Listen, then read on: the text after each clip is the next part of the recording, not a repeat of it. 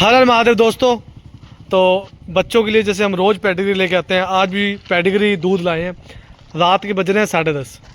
इतनी भूख लग रही है भाई, क्योंकि दोपहर की रोटी खाई हुई है और चाहता तो फास्ट फूड खा सकता था, बट मैं लेट हो रहा था। और भाई आज हमारे रवि भाई भी कहीं बिजी थे तो बहुत लेट आए हैं। उस चक्कर में 2-3 जनों को ट्राई किया कि हमारे साथ सेवा में हाथ लगा सकें, पर आज किसी के पास सामान नहीं था, तो आधा घंटा वहाँ वेस्ट हो गया। ये सब बातें तो बोल रहा हूँ, जो रूटीन है ना, जो एक्चुअल बातें हमारे साथ होती हैं सेवा के टाइम पे, वो आपको बता रहा हूँ। कल इन बच्चों के लिए इतना दूध था कि वो लास्ट में दूध वेस्ट हुआ, डोलना पड़ा इधर भी और आगे भी, बच्चों का पूरा पेट भर गया था। आज दूध और पेडिग्री है और आज चारा नहीं है, और अनफॉर्चुनेटली चारा नहीं है, पर रोटी और सब्जी के छिल्लड़ आज हम साथ में लाए हैं। देखो हमारे रवि भाई डाल रहे हैं। और चारे वाली दुकान बंद हो गई थी क्योंकि हम लेट हो गए थे, क्योंकि कई बार ऐसा होता है कि जो मेरा काम है कोल्ड ड्रिंक का, वो रात को ऑर्डर आते हैं और मैं जैसे शाम को आके 7 बजे के बाद 8 बजे के बाद, तो मैं हैंड टू हैंड उनको देने के चक्कर में कई बार लेट हो जाता हूँ। पर जितना मर्जी लेट हो जाओ, इनकी सेवा बंद नहीं होगी। मुझे पता होता है 10 बजे जाऊँ 11 बजे जाऊँ, ये मेरा इंतजार कर रहे होते हैं। और अगर कमाऊँगा नहीं तो इनको और अपने परिवार को पालूंगा कैसे। सब बातें इसलिए बोली जाती हैं ताकि आप डीप थिंक कर सकें, उसे समझ सकें कि सेवा करना कितना ज़रूरी है।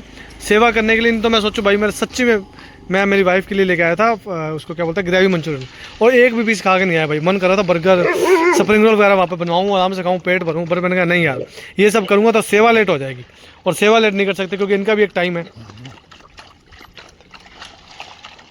बॉर्डर पार करके हमें पानी भर के आना पड़ता है, क्योंकि वहाँ पे टूटी एक कैनी है और 5 किलो दूध अगर भर दें तो फिर भाई पूरे नहीं होते, तो उसमें पानी मिक्स करना पड़ता है। इनको पचता भी नहीं है, तो बॉर्डर पार करके तो डेली के बर्तन वॉश करना, इनमें दूध और पेडिग्री डालना, फिर पानी मिक्स करना, 4 किलोमीटर दूर चल के आना, फिर बच्चों के डालने के बाद वीडियोज़ बनाना, फिर इनके खाने तक का इंतज़ार करना, फिर आगे सेवा करने जाना, फिर इंस्टा फेसबुक यूट्यूब पे एडिट करना, थंबनेल भी, और साउंड लगाना, हैशटैग लगाना, पोस्ट करना, खुद वॉच करना, लोगों को शेयर करना।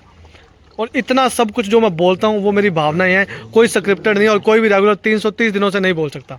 1000 दिन का चैलेंज है, बहुत जल्द कंप्लीट करेंगे, और उम्मीद है कि बहुत जल्द चैनल भी मोनेटाइज होगा, डोनेशन की मात्रा भी बढ़ेगी, इनकम की मात्रा भी बढ़ेगी, और पूरे शहर की बेजुबानों की सेवा करने में हम सक्षम भी होंगे। अब हमारे मोहल्ले के अंदर और कुछ लोग हैं जो अपने घर में स्ट्रीट डॉग की हेल्प करते हैं, वो हमसे बात करने लगे कि भैया हमने देखा आपका चैनल है, आप सेवा करते हो, तो आप हमारे साथ जुड़े। तो अब हम कोशिश कर रहे हैं कि हमारी सेवा को बढ़ाएं। तो कल से उम्मीद है कि 2 सेवा और बढ़ जाएगी, जैसे मेरे घर के बाहर, दुकान के बाहर, रवि भाई के घर के बाहर, यहाँ पे और आगे होती है। 5 जगह सेवा हो रही है, अब 2 जगह सेवा और बढ़ने वाली है, वो भी ऐड करेंगे, और कुछ लोग भी ऐड होने वाले हैं। तो दिन भर दिन भाई सोशल मीडिया का सपोर्ट चाहे कम हो रहा है, बट जो हमारे आसपास के लोग हैं वो हमारे साथ जुड़ रहे हैं। ये चीज़ देख के बड़ी खुशी हो रही है। वहाँ सेवा करके यहाँ सेवा करने आए हैं। अगर आप कंटिन्यूसली वीडियो देखते हैं तो मैं आपको बता दूँ, सोशल मीडिया पे 2-3 लोग ऐसे हैं, और जिनमें से एक फीमेल हैं, मैम है, जो सबसे ज़्यादा सपोर्ट करती है, और वो भी बिना कहे।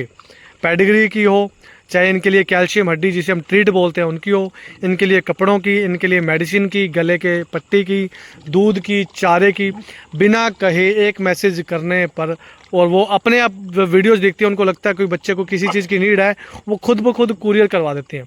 वो आउट ऑफ इंडिया में रहती हैं, उनका नाम सब कुछ बताने के लिए उन्होंने मना किया कि वो हाइड रखना चाहती हैं अपनी प्रोफाइल, और वो स्टिल बोल रहा हूँ, स्टिल 2 फरवरी से लेकर अब तक रेगुलर मदद कर रही हैं। तो thank you so much ma'am, आपसे बहुत कुछ सीखने को मिल रहा है कि आप इतनी सेवा कर रही हैं इन बेजुबानों की। मैंने आपके जितना डॉग लवर या बेजुबान लवर नहीं देखा है। अगर सारी दुनिया आप जैसी हो जाए ना, तो कोई भी बेजुबान भूखा नहीं रहेगा। और अगर ऐसे लोग गरीबों की मदद करें, रोटी देने की मदद या कपड़े देने की मदद या 1 टाइम दवाई देने की नहीं, उसे इस लायक बनाओ कि वो ज़िंदगी भर खुद कमा के खा सके। भाई दुनिया का नक्शा बदल जाएगा, बहुत से गम है जो कम हो जाएंगे। और जो लोग 2 रुपये के लालच के चक्कर में, जैसे अभी इंदौर के अंदर आग लगी है, वो बिल्डिंग में ऐसी सेफ्टी नहीं थी या 5 मिनट वाला लेट आए, अगर अपना लालच कम करके तुम इंसान की जान की वैल्यू करना चाहो ना, तो भाई रेप, मर्डर, ये जो इतने भाई डेली के सुनता हूँ मैं जो हो रहे हैं ना, सिस्टम खुशियाँ हो जाएंगी, मतलब लोगों में जो खौफ है ना वो कम हो जाएगा।